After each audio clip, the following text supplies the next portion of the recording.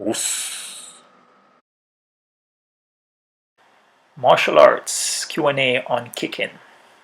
Alright, I was asked a question about my kicking. Question was, why don't I lean forward when I'm kicking?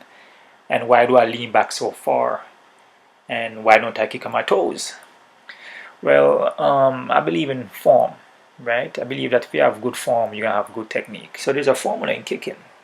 There's a certain movement, angle of the body when you're kicking, depending on where you're going to kick on the body, which is going to demand you to lean back a little bit or a little more to deliver that technique. Remember, you have your punching range and you have your kicking range.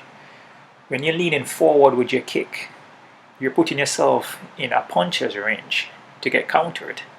Your legs are longer than your hand.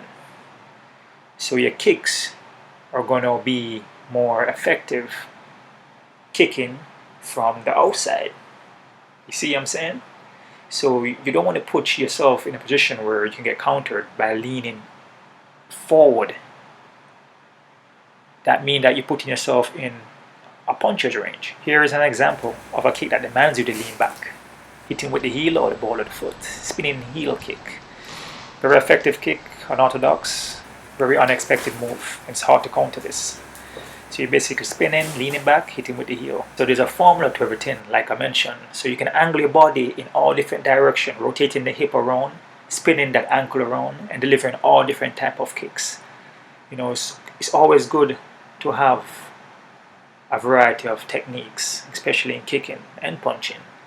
You know, you can only have one kick if you want to, but why have only one when you can have 100 different type of techniques that can catch your opponent off guard? You know, unexpected moves are hard to counter. Always keep your opponent guessing. You don't want to keep doing the same move over and over again, then it's going to figure you out. It's always good to keep your opponent second guessing. Always keep him on his toes. See, I've done Muay Thai, I've done karate, I've done Jeet I've done Taekwondo, I've done several stand-ups. And I've learned from all of them, and I've picked stuff that's useful to me, and there's stuff that's not too useful that I don't use, because I just don't believe that it's effective for me to use in a fight. I'm going to show you here a good reason why you don't lean forward in fights, like say Muay Thai. So here's a fighter on the left side. See, he's leaning forward, but what happened in here that his hip is not rotating over, so he's square. So he's delivering that kick square, so his standing leg is not rotating, and then he's slamming the leg into the knee. But what happened that because his body is not rotating over, his hips are not rotating over, he's hitting with the side of the leg, which caused the leg to break. He's also in range, punching range, to get countered because he's so square and leaning forward. Here, same thing, knee broke, he's leaning forward into the kick and he's not rotating his hips over. Here, the guy's kicking on his toes on the left hand side, that's bad form. Here, Muay Thai kick, but that's good form for this picture here on the left hand side. He's rotating, his hips is turned over. His hips is turned over, he's not square. His body is straightforward in this picture, but because of his angle, if the guy wanted to counter, there would be nothing to hit because it's turned to the side. So if you see my picture in the right side, my kick, you notice how my standing leg is rotating all the way around and my hips are turned over in the side kick. This is a formation that is good to practice. I'm just demonstrating some roundhouse kicks here. If you notice in my videos, I'm pivoting all the way around. I'm kicking in that one spot. So not much rotation in some of those kicks, just coming straight up and kicking. I'm not telegraphing the kicks, that's very important. You don't want to telegraph your moves, that's a big thing. You don't want your opponent to know what you're doing before you get to do it. You don't want him to read your moves. Here, boom, got countered because he's leaning forward and he's not rotating his hips. Same thing here, kind of leaning, kind of square. He's not rotating the hips over. Here again, kind of square. You got to rotate the hips over. You got to angle your foot, angle your body. Here, I'll show you a picture here on the left. You notice how, my same thing again, I'm angling my body around. That foot, that standing foot is rotating all the way around. The picture on the right side is on his toes again. The formation is off. That's bad form. I'm telling you, if you have good form, you're going to have great technique. Form is very important. The kick on the left side here, I'm doing that high roundhouse kick. I'm angling my body. That foot is turned all the way around. This is a good kick here on the right hand side. The hips, you see in that kick picture, rotate all the way around. He's straight forward, but his body is to the side. So if the guy decides to counter, his body is to the side, so there's not much to hit. Same thing here on the left side of the picture. He's rotating his hips all the way over, so he's not square in front of his opponent. Here, Bad kick, leaning forward, break the foot because that standing leg is not rotating. The hip is not rotating over. The picture on the left shows horrible form. He's not rotating his hip over. His standing leg is not rotating to make the hip roll over. Same thing on the right in that video. He's just slamming the leg. He's not rotating his hips over. He's leaning, left picture, he's leaning his head forward, his hands are down. You can counter all day. His body is square, so that's how you're going to get the counter and the knockout. So I'm not here to beat on any styles. I'm not saying that Muay Thai kicking is not good. It's not the right way to kick. And Karate and Kung Fu and these other ways of kicking is better. I'm just showing you that there is a formula in kicking. You know, formation in kicking is very important. That's how you're going to have great technique. And that's how you're going to develop that power and that accuracy in your kicking. You know, the balance. You know, you see, for me, I've done Muay Thai, as I said. I've done all these other styles. And certain things in Muay Thai I just don't do. Like kicking on your toes, leaning forward when you're kicking, leaving yourself open for a counter. Putting yourself in a punching range when you're supposed to be in a kicking range. See, it doesn't make sense to me. And, you know, it takes away your formation and it takes away you to deliver other techniques off of that one kick. You see what I'm saying? So I want to be loose. I want to be able to flow with different techniques. I don't want to be stationary in one spot delivering just one big kick. You know, what happened if that one big kick don't come true? I have nothing else to follow up on. So it's always good to have other tools, other techniques in your arsenal to follow up on. You can also be in motion and land one powerful kick, but because you're in a certain angle and a certain position, you can deliver a next kick or even a punch if you want to and do even more damage. Remember, we live in a society that everything is about commercializing, media. So whatever you see on TV or you might see in combat sports, they use that to sell to people. And the people usually believe it. So the people see one kick, one leg kick destroying somebody or an elbow. They're like, oh man, so that's the new thing. But what you have to understand is that you need to do your own research and you need to train these techniques to really understand that there's a formula to everything you're doing.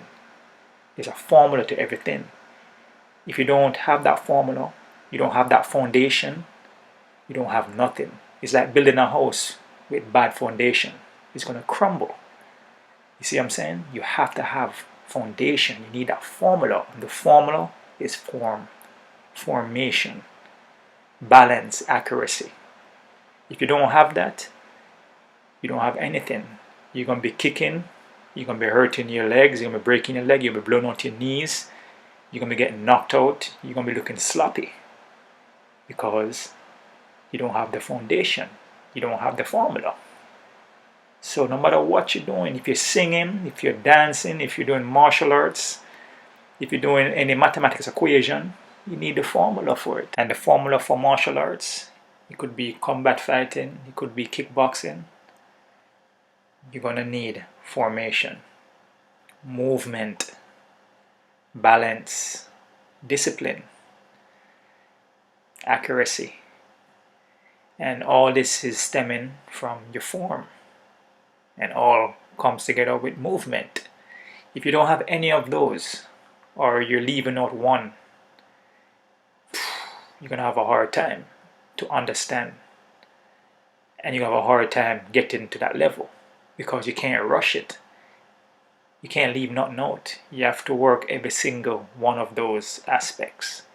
The movement, the form, the balance, you know, the accuracy, the flexibility. Then you will start to see things start to flow because you will have the flexibility. Then you gain the balance, gain the formation, the movement start coming along, and you start flowing, you know. But as I said again, you know, through media and commercializing and, you know, money and all these things, very difficult to explain this to somebody like I'm doing now. I mean, I'm putting this out there because somebody asked me a question. I'm just giving them an answer. You know what I'm saying? But as I said, if you're not making like 1 million hits, you don't have 100,000 subscribers, or you're not on TV, mainstream, people are not gonna listen to you. They're not gonna care about what you're saying because they're gonna think it's foolishness because you're not on TV. But you see what I'm talking about. Whatever I'm saying now is gonna get picked up on, and it's already happening already. In a lot of combat sports, people are starting to tighten up the game because they can't compete against that person that has balance and formation and knows how to angle his body in certain position and have the accuracy. They can't compete against that. There's no way. And who has movement and everything, they can't compete against that because they don't have the formula. So it's like they're a sitting duck just running forward, trying to throw their hands and a foot, but they don't know what they're doing. So they're gonna get picked apart and destroyed. You see? As I said, I'm not talking bad about no styles, because I said it's all on the person. So you have to train. If you don't train, whatever Muay Thai or Karate or Kung Fu or Jiu-Jitsu, if you don't put that work in and work the techniques and work the formula, movement, flexibility, balance, coordination, how to angle your body in different positions, nothing's going to happen for you. So it's not the style, it's the person. So it all depends if you put that work in and consistency in your training, and be knowledgeable. Do your research. Don't pay too much attention to the media. You do your own research and you put it together and then figure it out and say, okay, this makes sense to me. And you will see that it does make sense after a while. There's a formula. There's a formula to everything. To everything there's a formula. You can't just jump into a car and just start driving it. You're gonna have to know the formula, how to drive the car. You can't just jump in a spaceship and just go to space. You gotta know the formula. It's the same thing. You can't just start kicking and punching. You gotta know the formula, how to balance, flexibility, movement.